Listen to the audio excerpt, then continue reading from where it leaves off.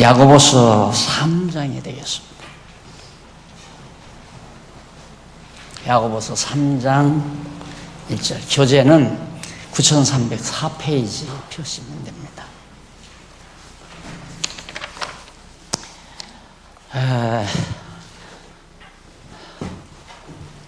이 3장에서부터 5장 거의 마무리 끝부분이죠. 3번인데 백역할 세속적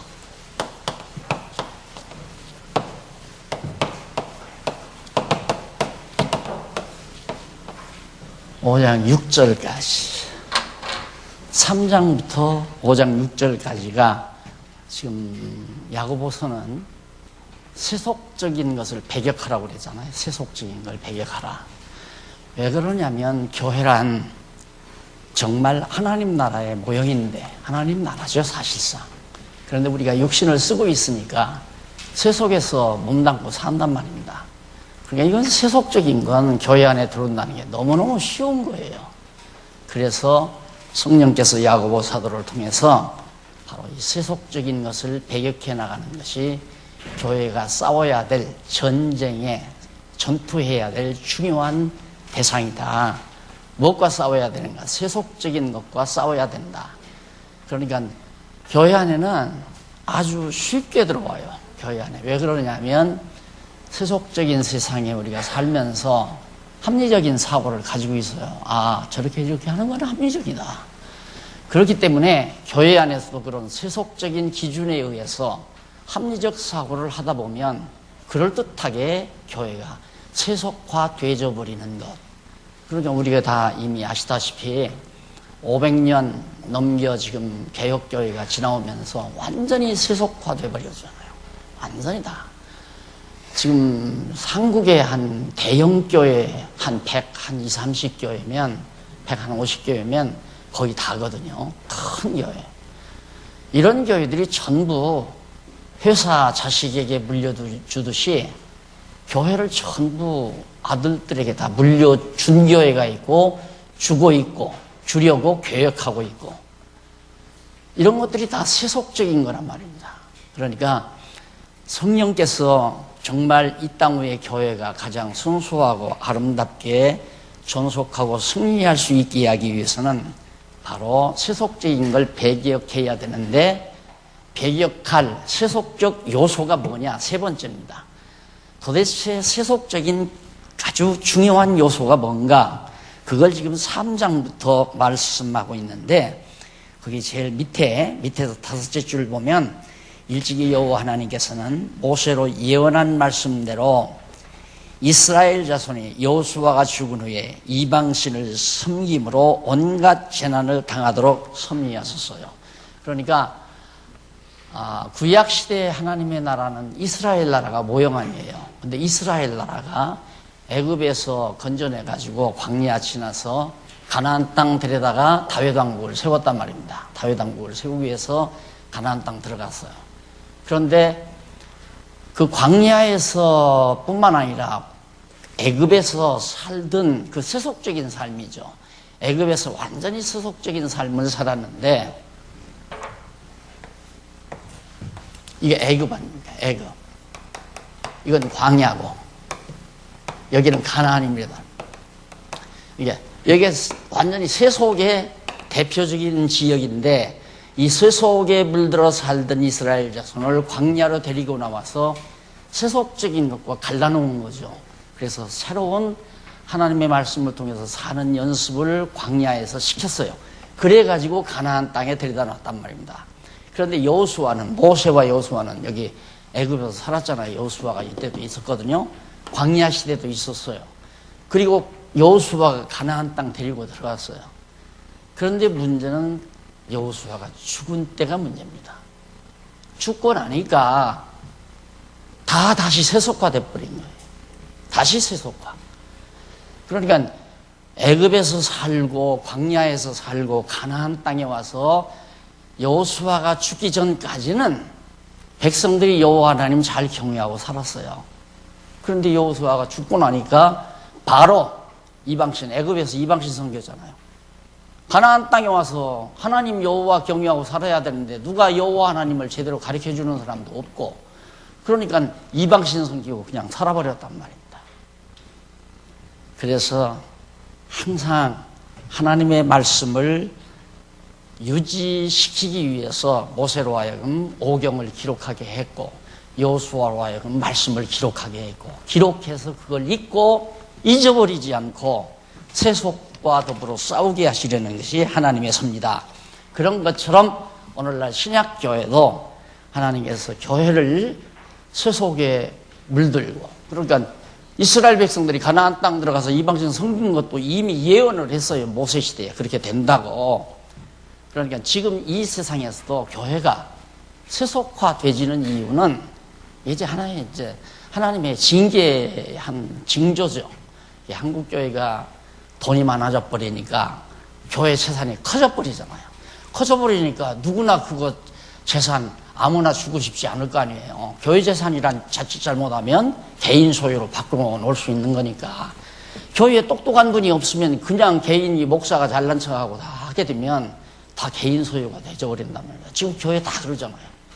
그래서 교회 재정을 수백억씩 완전히 그냥 비자금 조성해서 해외 은행에다 집어넣고, 그런 건 뭐 보편적으로 지금 큰 교회 목사들이 다 하고 있는 거니까 이게 다 세속이란 말입니다.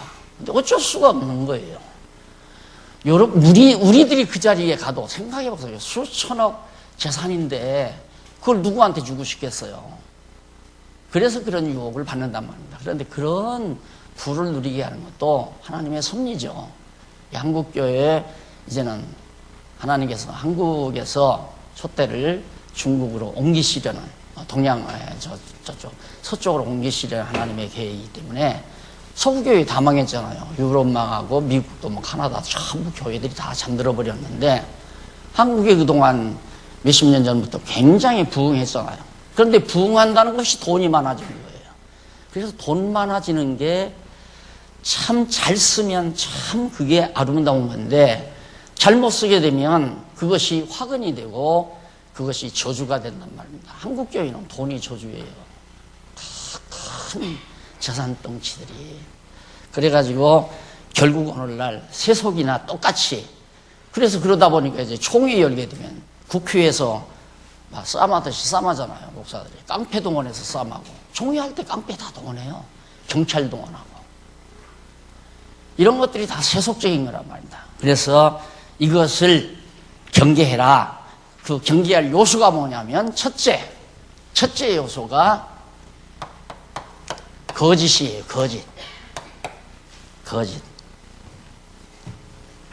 거짓을 경계해라. 세속적 거짓을 거짓 경계. 3장 내용이죠. 3장 전체가 뭐냐면, 거짓을 경계해라 했을 때, 여러분, 이 거짓이란 우리가 뭐 누구 돈 언제까지 갚는다고 했다가 안 갚고, 뭐 사실도 아닌데 사실로 유포하고, 이런 차원이 아니에요. 내가 저 사람을 코너에 몰기 위해서 내가 거짓말로 이렇게 저 사람을 갖다가 함정에 빠뜨려야 되겠다, 그런 식의 거짓이 아니에요. 완전히 교회 안에 거짓 선생이 들어와 버리는 거예요. 거짓 선생이 교회 안에 들어오면, 여기도 마찬가지잖아요. 지도자 여호수아가, 이때만 해도 여호수아가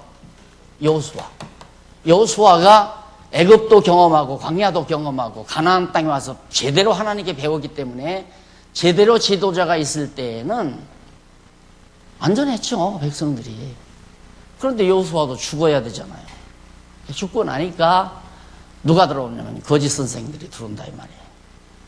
이때도 마찬가지예요. 이때도 야고보가 사도 아닙니까? 근데 야고보 사도가 보니까 벌써 자기가 복음을 증거해서 성도들이 진리를 깨닫고 있는데, 야고보가 벌써 조금만 떠나게 되면 당장 거짓 선생이 몰고 들어온다 이 말이죠. 바울도 그랬고, 다 초대교회 다 모두가 다 그래요. 그래서 사도 바울도 그렇게 자꾸만 경계를 하면서 결국 성도들에게 주시를 하고 애쓰고 노력하고, 그런데도 끝내 거짓 선생님들이 뒤따라다니냐, 뒤따라다. 바울 뒤를 계속해서 따라다닙니다. 거짓 선생님. 바울이 조금만 비면 그냥 들어앉아서 바울의 말이 옳기는 옳은데 예수를 믿는 것도 좋은데 할례도 받아야 되고 율법도 지켜야 되고 그러니까 성도들은 그럴듯하게 다 넘어가는 거죠. 그런 차원에서 지금 거짓 선생을 경계하라는 얘기예요.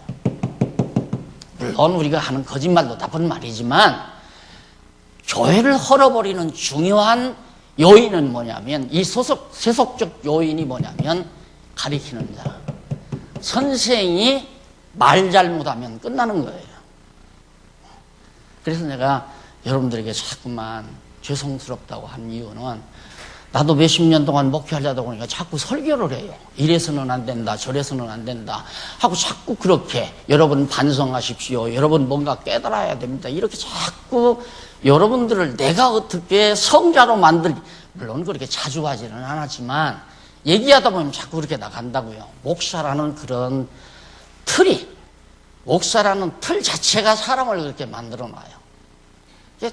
도저히 성경을 보다 보니까 이건 아닌데 그냥 성도들이 성경을 그냥 깨닫고 나면 그 말씀 자체가 속에서 운동력을 일으켜서 진리를 분별할 줄 알고 하나님의 백성으로 힘있게 살아가고 은사 따라 살고 이렇게 되지는 게 너무 분명한데 내가 무엇 때문에 성도들한테 성경을 빙자해서 이래야 됩니다, 저래야 됩니다 이런 말을 자꾸 설교를 들으면서 뭔가 반성하게 하고 각성하게 만들려고 하는 그거 아니거든요. 그건 뭐냐면 아이들한테 너 그러면 안 돼, 너 그러면 안 돼 그렇게 말하면 안 된다고요. 그러면 안 되는 이유를 깨닫도록 교육부터 시켜야죠. 맞잖아요. 교육을 시켜놓으면 하라고 해도 그 다음 안 하는 거예요. 그런데 교육은 안 시켜놓고 아버지가 원하는 대로 안 했다고 해서 때리고 폭력을 쓰고 명령을 하고 이것이 오늘날 목회자들이 목사님들이 하는 그런 설교투란 말입니다. 그냥 성경이 하나님의 말씀 우리의 영혼의 양식이니까 성경을 자세히 알도록 가르쳐만 드리면 양식이 풍부하잖아요. 양식을 튼튼히 먹고 보니까 영양가 있는 걸 먹고 보니까 자기의 행동이 건전하게 나올 수밖에 없죠. 생각도 건전해지는 거고요. 그것은 2차적인 건데 자꾸만 성경을 통해서 목사가 지도자가 자기에게 유리한 패스대로 이래라 저래라 그게 거짓 선생님들이 지금 하는 얘기란 말입니다. 한번 보십시다. 3장 1절로 5절에 보면 선생들의 말에 실수함을 경계하며 혀의 중요성을 강조하는 내용입니다. 다 여러분 잘 아시죠? 3절 내 형제들아 너희는 선생된 우리가 더 큰 심판 받을 줄을 알고 많이 선생이 되지 말라. 제가 제 몇십 평생 이렇게 살았는데 교회 안 나가기를 한 1년 이상을 안 나갔어요. 그 이유가 뭐냐면 아버지가 장로인데 안 나간 이유가 목사가 가만히 보니까 자기도 못하는 일을 날들어 자꾸만 하라고 한단 말입니다. 우리들을 하는 자기도 그렇게 못 살면서 자꾸 날들어 그렇게 우리들을 살으라고 하니까 저 완전히 불하다 이거예요. 엉터리다 이거야. 그래서 젊은 날 열김에 교회를 안 나갔죠. 그러면 안 돼. 그게 아니라 말입니다. 그러니까 선생이라고 하는 것은 말의 실수, 어떻게 하면 말의 실수가 없나? 성경대로 그냥 가르쳐주면 지금 우리 가르치는 교사들은 손 목사라고 하죠. 성경 가르치는 교사들은 딴 거 가르치면 안 돼요. 그냥 성경이 이런 뜻입니다라고만 가르쳐주면 돼요. 이러니까 여러분 이렇게 살아야 됩니다. 그러면 안 돼요. 그건 설교자가 목사가 하는 짓이에요. 성경은 이런 뜻입니다라고 알려드리면 깨닫게 돼요. 깨닫게 돼서 그 깨달은 내용의 말씀이 내 속에서 운동력을 일으켜가지고 내가 이런 생각하면 안 되겠구나. 이렇게 행동하는 것은 말씀과 거역되는 일이로구나. 스스로 깨닫고 점점 예를 들어서 너 고춧가루도 먹어야 되고 마늘도 먹어야 돼. 먹어! 하고 아이에게 억지로 먹여놓으면 안 먹으려고 하는 아이에게 그러면 안 된다. 그놈이 점점 크면서 야, 고춧가루를 먹으면 혈액순환이 잘 된단다. 또 고추도 마늘도 이런 영양분이라서 이런데 좋단다. 우리에게 열량도 제공하고 이런 것을 이제 선생님에게 배우게 되면 그 다음부터는 나도 고춧가루 먹어야 되겠다. 마늘 먹어야 바로 요 순서예요. 그래서 내가 집요하게 오직 성경만 이런 뜻입니다라고 가르쳐 드리면 된다. 그 얘기예요.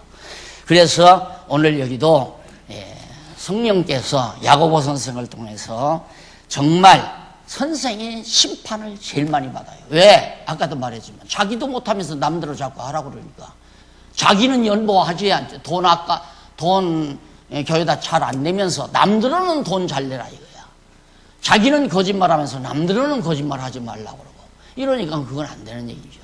그래서 여기 보면 선생된 자가 정말 심판을 많이 받는다. 선생이라고 하는 것이 하나님의 말씀을 하나님께서 해주신 말씀을 조금 앞서 깨달은 자라는 그런 의미로 받아들여야 돼요. 그런데 왜 그러냐면 우리가 다 실수가 많으니 실수 없는 사람이 없잖아요. 다 많으니 만일 말에 실수가 없는 자면 곧 온전한 사람이라 능히 온 몸도 굴리를 씌우리라. 말에 실수 없다는 말은 거듭 얘기지만 지금 거짓 선생님들을 향해서 의식하면서 하는 얘기거든요. 이게 하나님의 말씀을 가르칠 자가, 교사가, 선생이 말에 실수 없이 성경의 뜻만 바르게 알려주면 온전한 사람이라 이거예요. 내가 행동을 온전히 해서 온전한 게 아니라 성경을 성경대로 순수하게만 가르쳐주면 온전한 사람이라, 온전한 선생이다. 우리가 다 실수가 많다. 그렇잖아요. 내가 성경을 연구하지 않고 그냥 내가 어떤 내용을 상식적으로 요즘에 제가 이제 상이란 무엇인가 또한 사명이란 무엇인가 이런 글들을 내가 쓰는데 이게 상식적으로 이해한다는 것이 얼마나 허구적인 내용인가. 상식적으로 이해하고 상식적으로 얘기한다는 자체가 많은 사람에게 올무를 씌우는 결과가 되더라고요. 그래서 그걸 더 많이 요즘 느끼고 사는데 성경대로만 납득을 시키고 이해를 시켜드리면 교사로서 더 이상 부담감 가질 필요가 없죠. 하고 안 하는 건 나는 상관없다. 내가 늘 그러잖아요. 그렇게 살고 안 살고는 나와는 관계가 없어요. 하나님께서 나에게 먼저 좀 깨닫게 한 건 요대로 그냥 알려주라는 은사를 준 것뿐이니까 알려만 주면 되는 건데 목회를 하다 보면 교회가 발전하는 방향으로 성도들이 다 움직여줘야 되잖아요. 당장 교회가 지금 100만 원이 필요하다. 그럼 성도들이 100만 원을 내야 한다 이 말입니다. 그러면 돈 내야 됩니다. 내면 복 받습니다. 이렇게 답을 거 아니에요. 이게 모두가 설교 스타일이라 이 말이에요. 그래서 성경을 성경대로만 납득시키는 그런 선생이야말로 온전한 선생이다. 그러면서 우리가 말을 순종케 하려고 타고 다니는 말을 순종하게 하려고 그 입에 자갈 먹여 온 몸을 어거하며 또 배를 보라. 그렇게 크고 광풍에 밀려가는 것들을 지극히 작은 키로 배 뒤에 달려있는 키가 있죠. 사공의 뜻대로 운전하지 않느냐. 작은 키 그리고 앞서 말한 대로 그렇게 막 힘세고 강력한 말이라 할지라도 입에다가 자갈 하나 딱 메워놓고는 마음대로 말을 인도해 가잖아요. 그래서 사람의 입이라는 게 중요한데 특히 여기서는 교사의 입이 중요하다. 말이 중요하다 이 말이에요. 기분 나쁘다고 해서 강의하면서 기분 나쁜 소리 확 털어내면 그것도 실수죠. 성경이 기분 나쁘다고 전하는 얘기가 아니잖아요. 그러니까 내 기분 따라 그래서 이제 보통은 그래요. 여러분 목사님을 편안하게 해드려야 됩니다. 왜? 목사를 편안하게 해줘야 절대 기분 나쁜 소리가 목사들에게 입에서 안 나오니까 그건 상식적인 얘기죠. 그건 상식적인 얘기. 그래서 무조건 목사는 건들지 말아라 이렇게 나오는데 그런 차원이 아니고 정말 내가 지금 여기 왜 섰는가? 성경의 뜻을 알려주려고 섰다. 그 생각만 하면 돼요. 그 다음 아무것도 기대하면 안 돼요. 그게 알려주고 가르쳐주고 끝낸다. 그것을 항상 염두에 두시면서, 여기도 많은 교사들이 있지만은 가르쳐서 내 패거리를 만들어야 되겠다. 이 사람을 잘 말로 꼬드겨서 나를 따르는 사람 만들어야 되겠다. 이것처럼 하나님 앞에 망동적인 행위는 없는 겁니다. 사람 따라서 뭐하게요? 사람 따라가봐 대짜 뻔해요. 유익할 때는 좋아하고 자기에게 불리할 때는 욕하고 비난하고, 그거 뭐 공식 아닙니까? 그거 공식. 그러니까 오늘 우리가 가리키는 자가 오직 성경만 어떠한 뜻인가, 자갈목이라 말을 조심해라 하는 이유를 지금 배와 말을 들어서 야고보가 지금 설명해 준 겁니다. 그 다음 이제 6절부터 넘어가 보면요, 6절부터 12절까지 불같은 혀의 속성과 그 기능 및 모순에 대해서 말하며 가르쳐주는, 경계하라는 내용을 하는 것이 6절로부터 12절까지예요. 6절에서. 그럼 6절 한번 보십시다. 네. 6절에서부터 나오는데, 혀는 곧 불이요, 불의 혀, 불의 세계라. 의롭지 못한 세계다. 혀는 우리 지체 중에서 온 몸을 더럽히고 생의 바퀴를 불사르나니, 여기서 생의 바퀴를 불사른다 했을 때, 이 생의 바퀴라고 하는 것은 뭐 구르마도 아니고 자동차도 아닌데 무슨 바퀴가 있겠어요. 이 바퀴라고 하는 것은 우리 생체 리듬이 돌아가는 모든 조직체, 막 우리 생체 리듬이나 또 핏줄, 혈관이나 이제 신경줄, 이게 막 전 몸에 다 퍼져 있잖아요. 그게 뭐가 조합하냐면 혀가 다 조합한다. 혀가 악한 말을 하면 전신이 다 독소가 발휘해야 돼요. 몸에서 독소가 발로가 일어나고, 혀에서 선한 말이 나오게 되면, 부드럽고 아름다운 말이 나게 되면 온 몸에 좋은 파장이 이제 돌아가고, 이제 그 얘기거든요. 그러니까 이 몸을 망친다. 그러니까 이게 이제 바로 야고보 선생은 교회를 상징하는 거예요. 교회란 한 몸 아니에요. 이 몸인데, 교회에서 가리키는 선생이 실수하게 되면, 자기 기분 내키는 대로 쏟아내게 되면 결국은 교회가 망가져 버린다. 온 교회가 다 교회 조직이 파괴돼 버리고 질서가 파괴돼 버리고, 이런 결과가 온다는 것을 비유 삼아서 지금 야고보 선생이 말해주고 있는 겁니다. 그래서 불로 다 살라진다. 그래가지고 불사르나니, 그 사르는 것이 지옥에서 나는 불에, 지옥불이라고 그랬잖아요. 지옥불. 그러니까 몸을 그만큼 고통스럽게 만드는 거다. 내가 말을 잘못하게 되면. 그러니까 내 개인적으로도 그 사람이 말하는 솜씨를 보면, 아, 저 사람이 건강하겠다, 건강하지 못하겠다, 아, 건전한 생각을 가지고 산다, 건전한 생각을 가지지 않고 산다는 걸 알 수 있잖아요. 말 몇 번 들어보면. 왜? 말이 자꾸 까칠하면 성격이 벌써 까칠하다는 얘기거든요.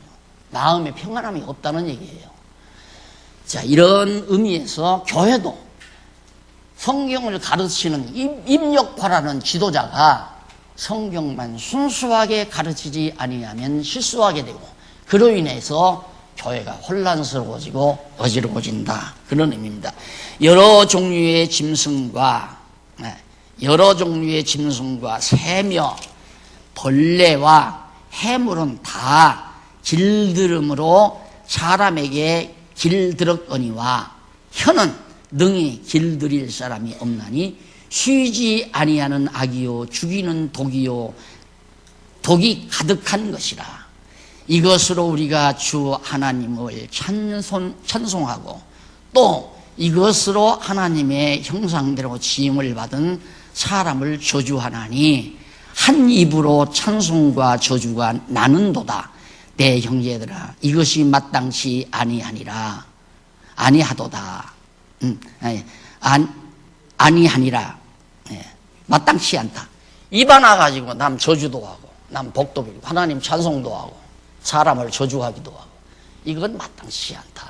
이게 성령께서 야고보 선생을 해주는 말입니다. 그러니까 결국 이 거짓 선생이 그랬을 거 아니에요. 거짓 선생이 보나마나 야고보 선생을 욕하기도 하고 또 자기가 뭐 제일 잘났다고 또 자기를 내세우기도 하고 그리고 뭐 하나님 말씀 전한다고 또 뭐 뭘 전하기도 하고 남 욕도 하고 그러면서 그 입 가지고 하나님 찬송도 하고 그건 합당치 않다.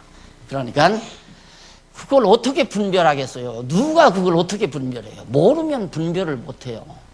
그러니까 하나님의 말씀을 분별하는 것도 은사 중에 하나잖아요. 저 지금 선생이 성경을 성경대로 잘 가리키는가, 그렇지 않으면 성경에다가 플러스 알파 덧붙여서 자기 말을 해가는가, 그걸 잘 분별할 줄 알아야. 지금 이 거짓 선생님들이 그 짓을 하는 거거든요. 그러니까 경계해라. 내가 성경을 모르면 당해요. 그래 바울이 성경을 디모데에게 배워라. 너 성경을 모르면 속기도 하고 속이기도 한다. 그렇죠. 내가 성경을 모르면 성경 밖에 얘기하면 그 속이는 거예요. 또 내가 성경을 모르면 남이 무슨 말하면 그런가 하고 그냥 따라가는 거예요. 그래서 성경을 모르면 속기도 하고 속이기도 하니까 성경을 읽고 배워라. 그 얘기거든요. 자, 그래서 여기서도 나온 얘기지만 잘 배웠잖아요. 여호수아. 여기서 모세를 통해서 광야에서는 배웠고, 여기서는 가나안 땅에 와서는 여호수아를 통해서 잘 배웠단 말입니다. 배웠으면 정말 배운 대로 살았으면 여호와 하나님 경외하고 살 거 아니에요. 이게 죽으니까, 모세도 죽고 여호수아도 죽으니까 애굽 사람 애굽에서 우상 섬기고 살듯이 그렇게 살아버렸다 이 말이에요. 그러니 모세가 오경을 기록해 놓지 않고 여호수아가 여호수아서를 기록해 놓지 않았다면 나도 모르고 여러분들도 모르는 거죠. 지금 수천 년 지난 오늘 우리가 저 성경을 보고 깨달아 알고 있잖아요. 그래서 기록이라는 건 매우 중요하고, 가리키는 자가 반드시 교재를 기록으로 남겨서 가리키는 것은 교사의 책임이에요. 당연히 그래야 돼요. 자기가 교재를 쓰지 않고 가리키는 것은 무책임한 거죠. 무책임한 거. 책임을 지는 일을 교사는 해야 되는데, 그렇게 엉터리로 성도들을 가리키니까 한 입으로 쓴물과 단물, 하나님 찬양과 저주가 나오는 결과가 된다. 그 다음 이제 그 다음에 보면 12절로부터, 13절로부터 나오죠. 13절, 18절까지는 불의한 선생을 경계하며 지혜의 종류와 그 결과를 밝혀줍니다. 불의한 선생, 그러니까 거짓을 경계하는, 거짓을 가리키는, 거짓말을 가리키는 선생을 경계해라. 그게 3장인데 바로 나오잖아요. 입 조심해야 한다. 그러니까 선생의 입이 더러운가 더럽지 아니한가. 선생의 입이 그 입으로 남 저주도 하고 남 비난도 하고 남 욕도 하고 그 입으로 진리도 가르치고, 이건 아니지 않느냐 이 말이에요. 이건 아니지 않느냐. 그래서 그 불의한 선생을 경계하는 13절에 나오는데 한번 보십시다.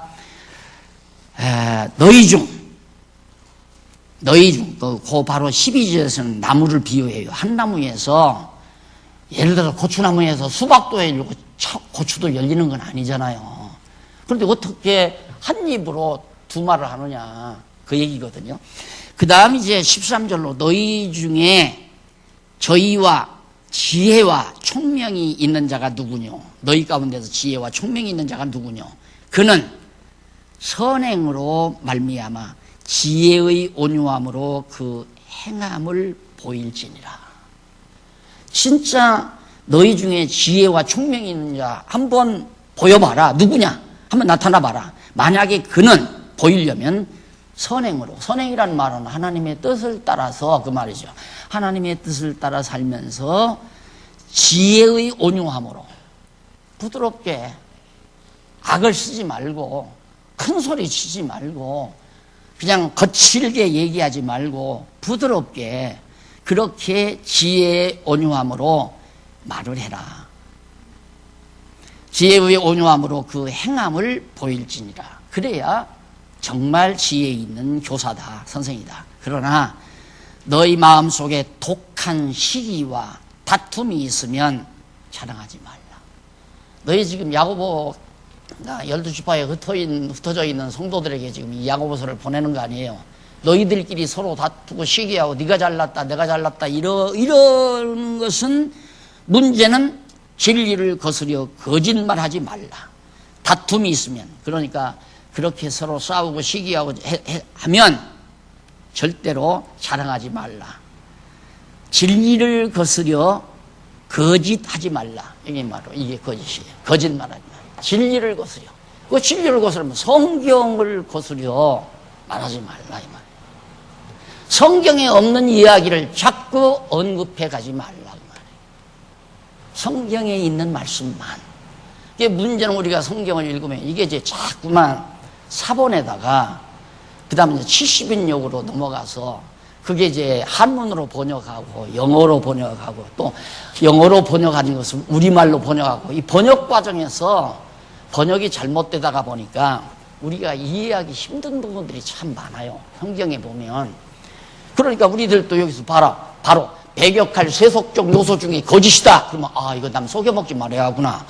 아 내가 어제 장사하면서 거짓말했는데 이거 그냥 이 수박 한 통 산지에서 15,000원 받아왔는데 아무리 못 받아도 2만 원은 받아야 되잖아요. 여비도 있고 시간도 있고. 받아오기는 사실상 5,000원 6,000원에 받아왔는데 15,000원 받아왔다고 얘기를 해야 장사가 되잖아요. 그렇다고 해서 그런 거짓말 하라는 얘기는 아니에요. 우리가 인간 세상 살면서 우리는 육신을 쓰고 있기 때문에 순간순간 거짓 얘기할 수 있죠. 지금 야고보가 다루는 것은 선생이 거짓말하는 거. 성경이 아닌 얘기를 자기 말을 덧붙여서 자기가 아는 지식, 상식, 세속적인 학식 이런 것들을 덧붙여서 얘기하면 그렇게 한국교회가 과거에 아주 능력 있는 목사, 다시 말해서 실력 있는 목사는 셰익스피어가 어떻고 또 톨스토이가 어떻고 이런 얘기 과거에는 했어야 와 우리 목사 참 지식이 풍부하다. 그래서 자기네 목사가 제일이라는 거예요. 요즘에는 이제 그거 웃기게 듣는 거죠. 그런 소리 하면 웃기요. 저 사람 누가 셰익스피어 모르는 사람이 있어요? 톨스토이 모르는 사람이 있어요? 그러니까 이제는 해봤댔자 먹혀 들어가지 않으니까 안 하는 거죠. 그러니까 뭐 신학자 이름을 들었어. 뭐 아브라함 카이퍼가 뭐 어쩌고 저쩌고 파르트 어쩌고 신학을 공부하는 시간에는 그걸 비교 검토하기 위해서 얘기할 수 있지만 하나님의 말씀을 전하는데 파르트가 무슨 비 있고 불트만이 무슨 필요가 있어요. 칼빈이 무슨 필요가 있고 안 그래요? 성경이 이렇게 이런 뜻에서 말한 겁니다. 이렇게 알려드리면 끝나는 거예요. 그래서 야고보 선생이 계속해서 이러한 지혜는 거짓말하면 안 된다. 거짓으로 가리키면 안 된다. 이러한 지혜는 15절에 나오죠. 이러한 지혜는 위로부터 내려오는 것이 아니요 세상적이요 정욕적이요 마귀적이니 시기와 다툼이 있는 곳에는 요란과 모든 악한 일이 있음이니라. 교사가 잘못 가리키니까 교회가 시끄럽고 어지럽고 소란 일어나고 그런 결과가 온다 이거예요. 생각해 보세요. 이 물을 먹으면 참 건강에 좋다. 이렇게 아는 사람이 있는데 이쪽 사람은 그 물을 먹으면 암 걸린다. 이러고 안다 이거. 그럼 둘이 싸우는 거예요. 이 둘이 싸운다 이거예요. 그래서 아는 것과 믿는 것이 하나가 된다는 건 굉장히 중요한데 무엇으로 아는 것과 믿는 것? 성경이죠. 성경으로 아는 것과 믿는 것으로 하나 된다. 성경 모르면 교회는 서로 각자 말하게 돼 있고 자기 소견대로 하고 싶고 자기 계획대로 해나가고 싶고 이런 거죠. 모두가 다 누구나가 다 그래요. 그러나 성경을 알게 되면 내 계획대로 하려는 것이 아니라 성령의 인도하심 따라서 해나가는 거죠. 그러니까 어린 자는 어린자답게 성숙한 자는 성숙한 자답게 해야 하는데 이게 뭐 지도자라고 해서 다 이렇게만 해야 된다. 이렇게 안 하면 안 된다. 고집서 나가면 생각해보세요. 병자는 죽 끓여서 먹어야 되잖아요. 그러니까 하나님께서 성령께서 때에 따라 적당하게 양식을 먹여가기 때문에 싸우면 안 되죠. 그렇잖아요. 지혜가 없어서 싸우는 거 아니에요. 성숙한 사람은 딱딱한 음식 먹고 이제 어린 사람들은 미움이나 우유를 먹고 이렇게 크는 거 아니에요. 너 그것 먹어서는 영양가가 부족하다. 나처럼 갈비를 뜨더라. 이렇게 고집한다면 안 되잖아요. 그래서 차근차근 이렇게 먹이기 위해서. 그래서 우리가 지금 분방 공부도 하는 거 아니에요. 차근차근 새로운 사람, 이제 대학교에서 성경 전체를 살필 사람, 우리 어른들은 지금 다 그동안 공부 많이 해오셨으니까 다 배운 말씀이지만 한 번 다시 되새김질하는 의미에서 지금 해나가는 거란 말입니다. 자, 그러면서 사도 바울이, 야고보가 성령의 인도하심 따라서 절대 그 세상적인 지혜, 세상 학문에 의한 그런 지혜의 말, 그것도 이제 필로소피라고 그러잖아요. 세상적인 철학을 필로소피라고 그러잖아요. 그게 세상적인 지혜란 말입니다. 그런 얘기가 우리의 영혼에 전혀 도움이 되는 게 없는 거예요. 학문을 추구하는 사람에게는 버쩍버쩍 눈이 뜨여지겠죠. 그러나 우리의 영혼은 철학을 먹고는 못 살아요. 세상 지혜를 먹고는 못 산단 말입니다. 하늘로부터 오는 지혜를 우리의 양식으로 삼아야지. 그래서 성령께서는 그건 세상적이고 마귀적이고 그건 정말 위로부터 온 지혜가 아니다. 그러면서 오직 위로부터 난 지혜는 17절 나오죠. 위로부터 난 지혜는 뭐냐? 첫째, 성결하다. 거룩하고 깨끗하다 이거예요. 거룩하고 깨끗하다. 그 다음에 화평하고 관용하고. 편안하면 마음이 넓어져 버리잖아요. 마음이 내가 편안하지 아니할 때, 내 마음이 편안하지 아니할 때, 형님, 나 그 좀 빚 좀 탕감해 줄 수 없습니까? 그러면 주먹 맞아요. 야, 이 새끼. 야, 임마. 그냥 주먹 올라오죠. 막 갚아, 임마, 당장. 그러나, 형님이 마음이 편안해요. 뭔가 사업이 하나 잘 풀려가지고 엄청난 이득을 받았어요. 기분이 좋아서 당장 빚쟁이지만은 밥 한 그릇이라도 사주고 싶은 마음이 생겼단 말입니다. 그때, 형님, 왜? 뭐 할 말 있냐? 뭔 얘기? 형님, 내가 형님 빚을 갚으려고 노력을 했는데 지금까지 한 푼 못 갚다 보니까 형님 앞에 나타날 면목이 없습니다. 그러면, 야, 임마! 형님 앞에 그 무슨 소리 야, 임마. 갚으면 갚고 말면 말고 해, 임마. 되는 대로. 이렇게 나가잖아요. 교회도 마찬가지예요. 모두가 다 마음이 평안하면 상대가 설령 나에게 거친 얘기를 한다 하더라도 참고 견디고 나가는 거 아니겠어요? 지금 야고보 선생님이 그 말이거든요. 그러니까 세상 지혜로 거짓말 가리키지 말고 우로부터 난 하나님의 지혜로 정말로 교회가 화평하도록 그렇게 해라. 그러면서 하늘로부터 온 지혜는 첫째가 성결하고 다음에 화평하고 관용하고 양순하며 아주 양처럼 야들야들 부드럽단 말입니다. 그리고 긍휼과 선한 열매가 가득하고 편벽과 거짓이 없나니. 편벽 중에 이 사람은 좋아하고 이 사람은 싫어하고 이게 없죠. 이 사람은 좋고 와, 이 사람은 내 말 잘 들으니까 좋고 이 사람은 내 말 잘 고역하니까 싫고. 이게 편벽된 거 아니겠어요? 이 사람은 철이 들어서 좀 잘 이해해서 따를 수도 있고 이 사람은 아직 철이 안 들어서 못 따를 수도 있는 건데 그렇다고 해서 원수 취급하고 막 완전히 대적 취급하면 되겠느냐. 지금 바울이 아주 야고보가 성령의 감동 따라서 그렇게 가리켜가고 있는 겁니다. 그러면서 화평케 하는 자들은 화평으로 심어 의의 열매. 그러니까 화평해야 의의 열매, 성령의 열매, 하나님이 기뻐하시는 열매가 주렁주렁 내 생활 속에서도 맺게 되는 것이다. 그러니까 자녀들을 기르는 것도 그러잖아요. 부모의 성격이 칼칼하면 아이들이 거칠게 크죠. 그렇잖아요. 아이들이 거칠게 큽니다. 그러나 부모님들이 유하면 아이들이 유순하게 크잖아요. 순종하면서 잘 따르고 그렇게 크게 돼 있습니다. 마찬가지예요. 선생님들 조심하라 그러니까. 선생님들, 교회 선생님들, 교사들 조심해라. 지식 자랑하지 말고 엉뚱한 얘기 다 갖다가 보태지 말고 자기 소견 얘기하지 말고 오직 하나님의 말씀만 순수하게 하늘로부터 온 지혜만 가르쳐라. 이제 이 얘기입니다. 그 다음 이제 넘어가서 3장 18절까지 다 끝냈죠. 4장 넘어가 보면 어떤 내용이 나오냐면 4장 1절로부터 10절까지는 세속적 정욕을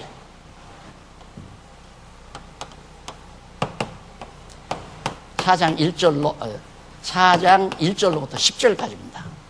세속적인 정욕, 그러니까 우리 인간들이 가지고 있는 정욕 없는 사람이 어디 있어요? 전부 욕망, 야망, 정욕 이런 것들이 전부 인간의 육신으로부터 나오는 건데 그렇잖아요. 남을 이겨먹고자 하는 경쟁심 이런 것들 전부 다 정욕 경계예요. 교회 안에서 누구 죽여버리고 내가 일어서야 되겠다 이것도 역시 정욕적인 거 아니겠어요? 이거 없어요. 그걸 경계해라. 그게 세속적으로 빨려 들어가는 그런 하나의 무서운 암초니까 세속적 요소 중에 가장 중요한 것이 거짓 진리를 가리키는 것과 인간들이 가지고 있는 정욕을 경계해야 된다. 이게 요소니까 근본 요소 뿌리를 뽑아버리라 이 말이죠. 자, 그러면서 1절로 3절까지 보면 싸우는 정욕으로 쓰려고 구했으므로 얻지 못함을 알려줍니다. 4장 1절 보세요. 너희 중에 싸움이 어디로 다툼이 어디로 쫓아나느냐? 너희 지혜 중에서 싸우는 정욕으로 쫓아난 것이 아니냐. 너희 지체 중에서, 그러니까 우리 교회 이게 지체 아니에요.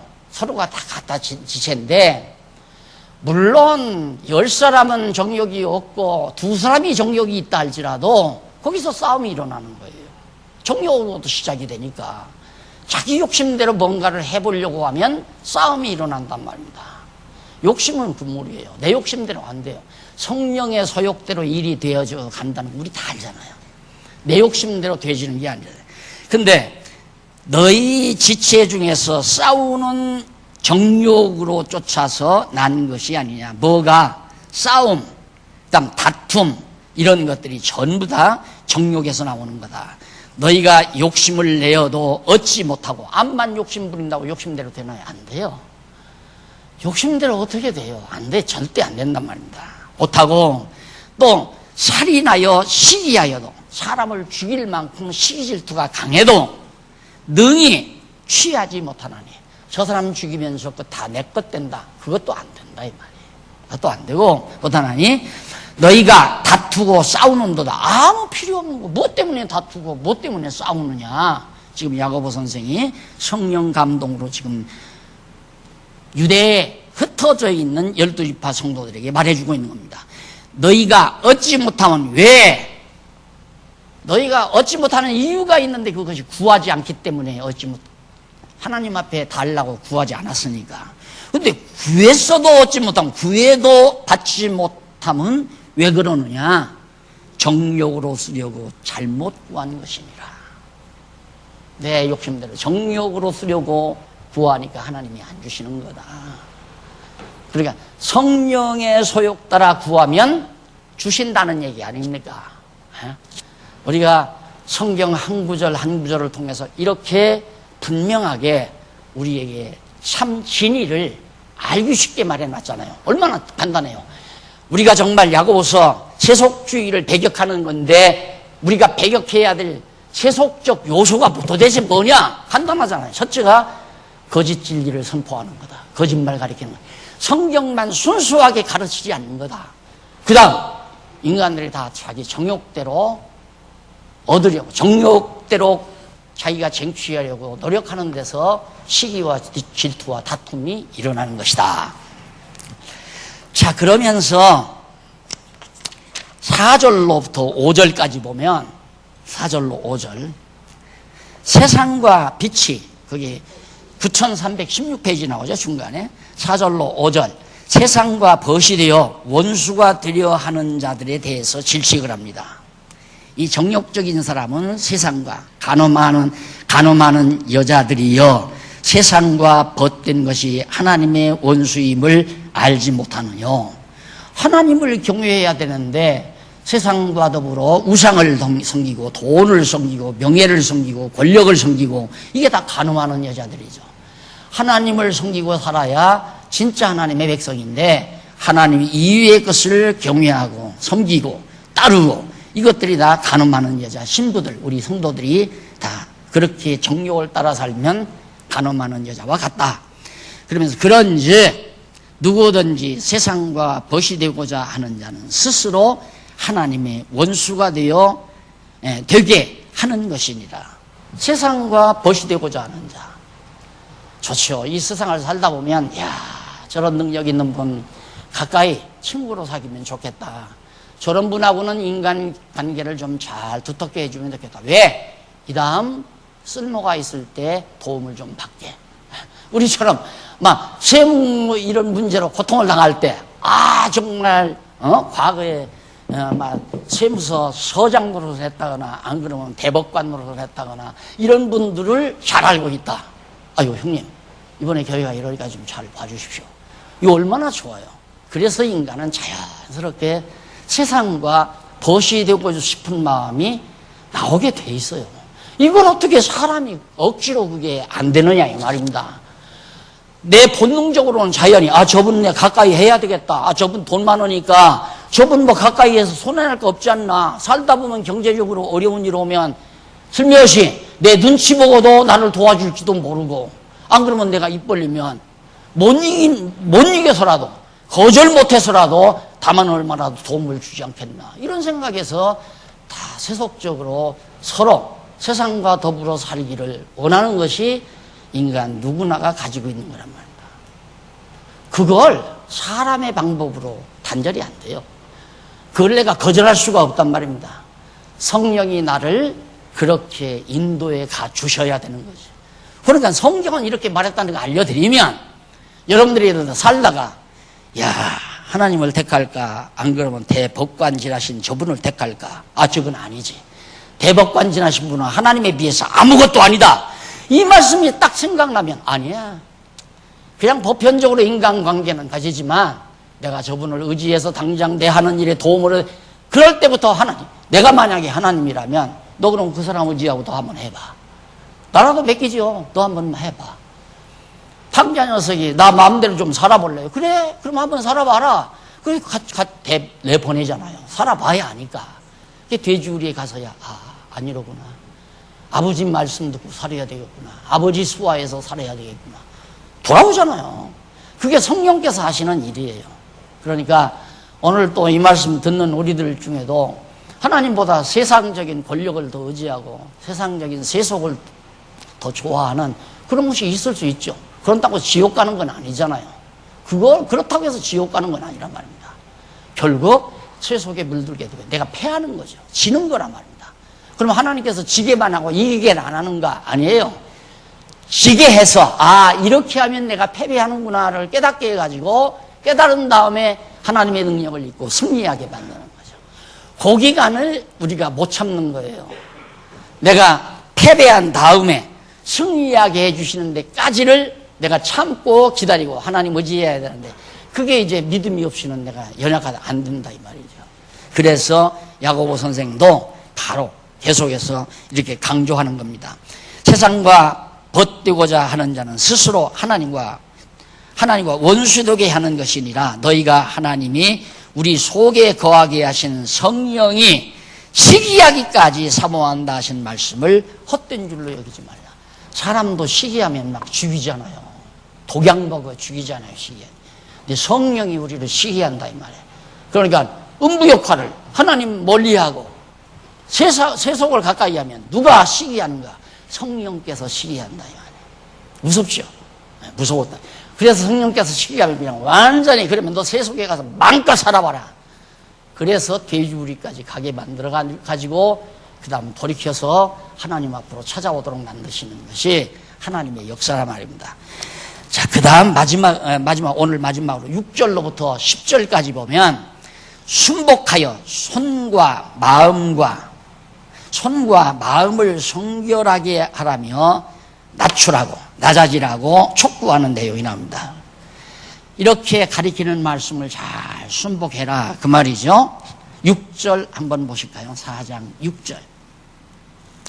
그러나 더욱 큰 은혜를 주시나니 여기 그러잖아요. 거기 하신 하나님 성령을 시기하게 해도 그러나 하나님 우리에게 더 큰 은혜 주신다. 그러므로 일러스되 하나님이 교만한 자를 물리치시고 겸손한 자에게 은혜를 주신다 하였느니라. 겸손이란 뭐예요? 세속 의지하지 말고 전폭적으로 망하고 흥하는 거 먹고 마시는 거 다 하나님 손에 달렸습니다라고 하는 게 그게 겸손 아니에요. 그러니까 겸손한 자에게 은혜 주신다. 그런즉 너희는 하나님께 순복할지어다. 마귀를 대적하라. 세속적인 거짓과 정욕을 그걸 대적해버려라. 대적하라. 그리하면 너희를 피하리라. 그런다고 해서 여기서 이걸 대적하라. 그런다고 여러분 대적해야 됩니다. 내가 그렇게 말할 필요는 없잖아. 그걸 하지 말자고 말이에요.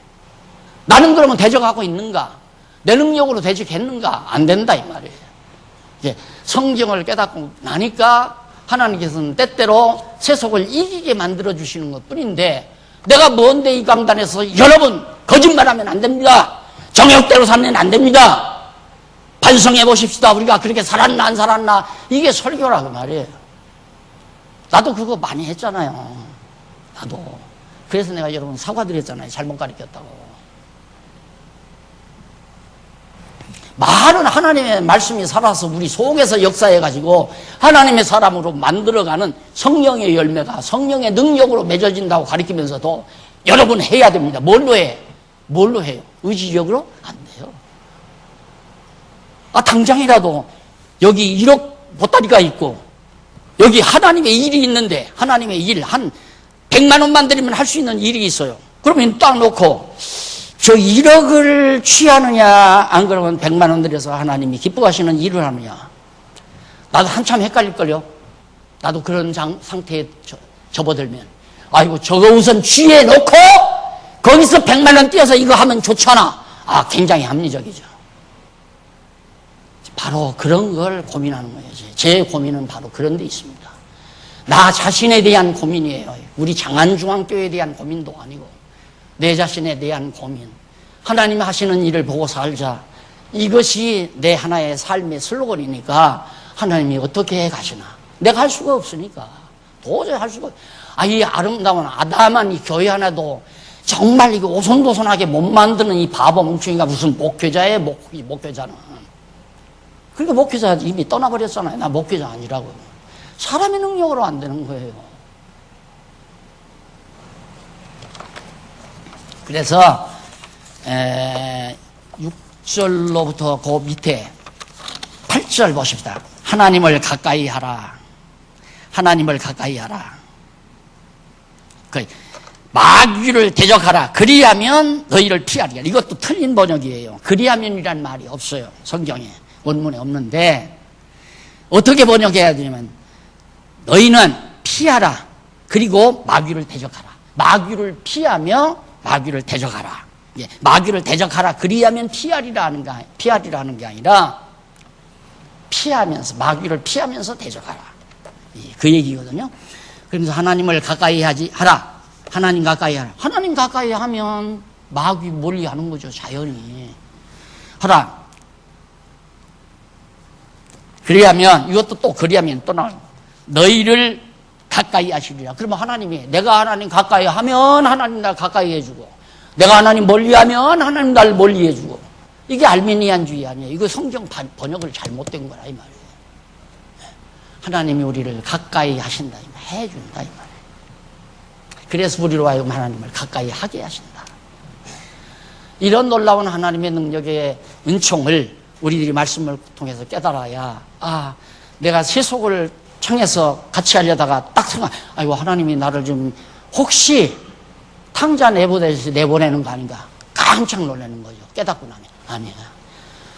1억 아니라 10억 아니라 100억이 생겨도 아니다. 하나님 기뻐하시는 일을 하자. 이게 내 속에서 우러나와야지. 이게 안 그래요? 이게 우러나와야지. 이게 내가 하는 게 아니잖아요. 내 속에서 역사하시는 하나님의 말씀의 능력이 나와요. 그렇게 하게 하시는 거지. 그러니까 우리는 말씀을 꾸준히 먹고 살기만 하면 돼요. 그럼 힘이 나요. 힘이. 말씀의 능력이 운동해서. 그 다음 마지막 한 절 보고 9절. 그래서 마음을 성결케 하라. 거기 8절. 하나님이 가까이 하라. 그리하면 너희를 가까이 하시리라. 죄인들아 손을 깨끗이 하라. 두 마음을 품은 자들아 마음을 성결케 하라. 손을 깨끗이 해라. 이 손이 불의한 일에 도구로 쓰이지 하지 말라. 슬퍼하며 애통하며 울지어다. 너희 웃음을 애통으로, 너희 즐거움을 근심으로 바꿀지어다.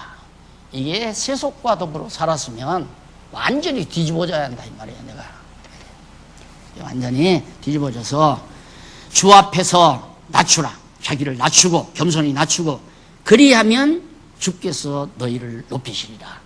이것도 번역이 그리함이라는 게 다 잘못된 겁니다. 하나님이 우리를 낮추어서 우리를 높이신다 이 말이에요. 그걸 기다리는 거예요. 그러니까 하나님이 날 낮췄다. 사업이 잘 돌아가던 사업이 왕창해 버렸어요. 그 하나님이 날 낮추는 거거든요. 그러면 낮추면 우리는 좌절, 절망하잖아요. 그러지 말라 이 말이에요. 하나님이 낮추실 때는 높이시려고 하는 거다. 예수님 십자가에 못 박혀 죽이실 때는 부활 승천시키려고 죽이신 거 아니에요. 자, 예루살렘 성전 헐어버린 건 다시 재건하려고 하는 거고, 이스라엘 백성 흩어버린 건 다시 모으시려고 하는 거고, 세속과 가까이 하지 말고 세속적인 요소를 배격해라. 거짓 진리, 특히 거짓 진리. 성경 이외의 것, 잡다한 지저분한 것 집어넣을 필요가 없어요. 아주 순수하게 진리를 집어넣고, 그러면 정욕은 자연스럽게 멀어져 가는 거고, 성령께서 저 말씀의 능력에 의해서 멀어져 가게 됩니다. 기도하십시다. 자비하신 아버지 하나님, 은혜를 감사합니다.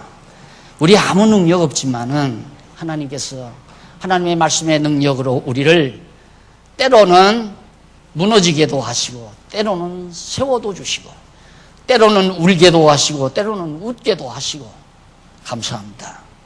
우리 끝까지 하나님의 능력을 믿고 살아가는, 세속을 배격하는 능력의 귀한 종들이 되게 해 주시옵소서. 예수님 이름으로 기도드립니다. 아멘.